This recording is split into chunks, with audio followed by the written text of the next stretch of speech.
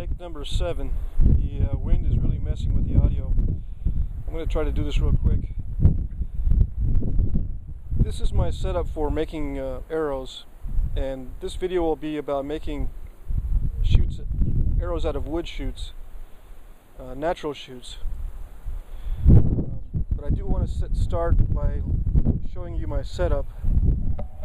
Now this is a spine tester and my grain scale, and what this does is it measures the deflection of the arrow shaft when you put a 2-pound weight on the middle after suspending it on these two pedestals. Now, I'm not going to go into the details of how to use it, but I do want to show you the scale. Now 7 years ago this thing cost me about 150 bucks, and this is why I bought it. The scale here. Now these are the spans between the pedestals. These are the pedestals here.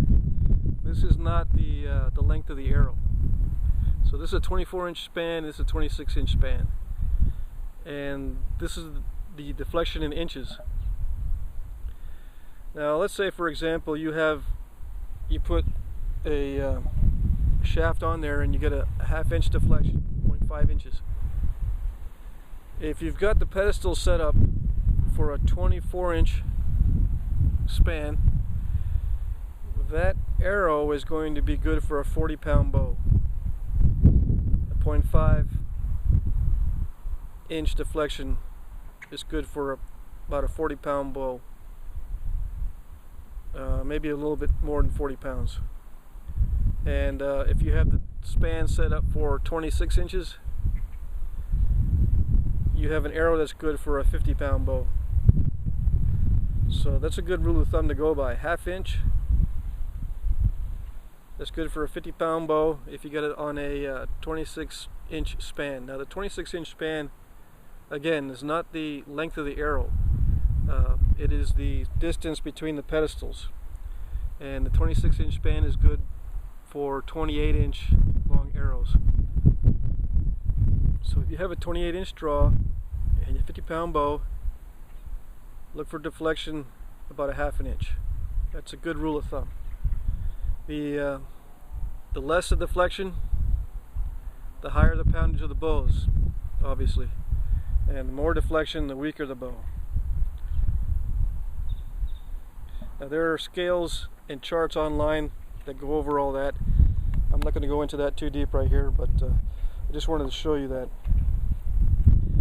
Now these are a collection that I have of shoots that I sanded down to about the same diameter and same length, cut them all to the same length. These are a little bit more than 22 inches long, and they're for Native American style arrows. But I kept these as reference just so I can see the different wood types and compare them, just to get myself an idea of what these different woods weigh and what the deflection is. Now this first one here is red osier, deflection of 0.43 inches, 272 grains. Yaupon holly 404 grains, 0.41 inch deflection. Chinese privet,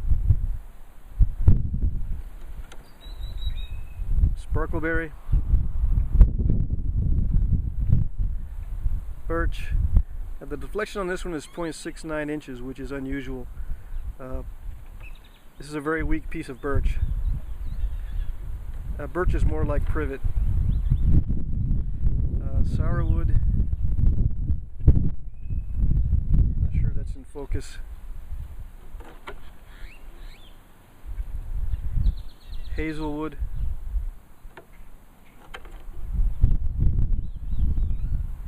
dogwood, I'm not sure which type. It really doesn't matter. And the reason why I say that is because when you're building your set of arrows, you don't have to have all of the arrow material the same species of tree. You can mix and match as long as the weights are similar. and the deflections are similar. They don't even have to be the same diameter. As long as the deflection and weights are similar, they can be used in a matched set of arrows. This is black cherry, 426 grains, 0.39 inch deflection. Another species of dogwood.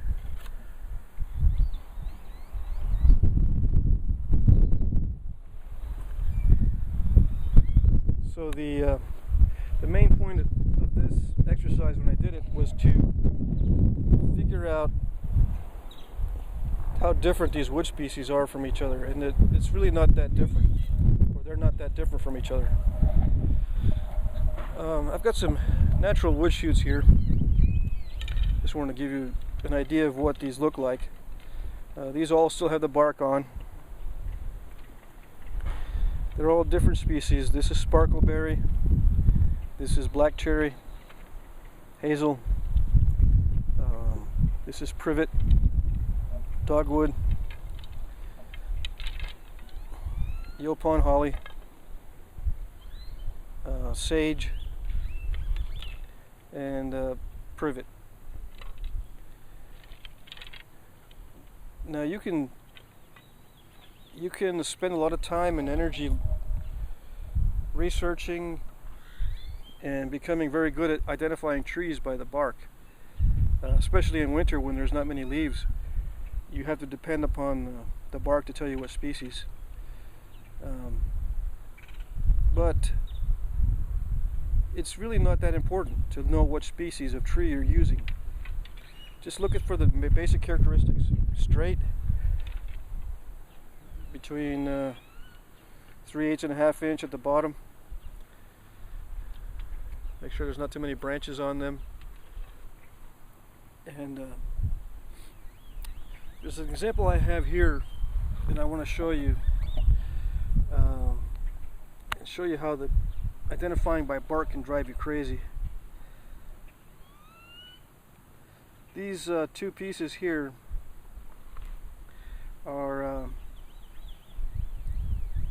they look very different, but they're the same tree. The bark looks very different, and if you were trying to identify the tree by the bark, I don't know about you, but it would drive me nuts. So I don't concern myself too much about identifying the tree species. I just look for the general characteristics of the shoot. Can it be made into an arrow? Sure, either one of these can be made into an arrow. Very long length without any branches. Plenty long enough for arrows. And I don't even know what this is. I just cut this from my yard a couple months ago. And I would just try that and see how they work. The best way I found, the easiest way, is to just experiment. Just harvest a bunch of shoots, and whichever ones that work out after you dry them are the ones you use for arrows. It's simple as that.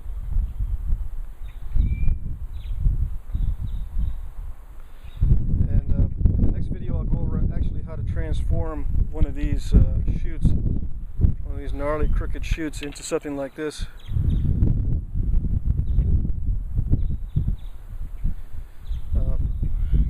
But yeah, I'll do that in the next video. That's it.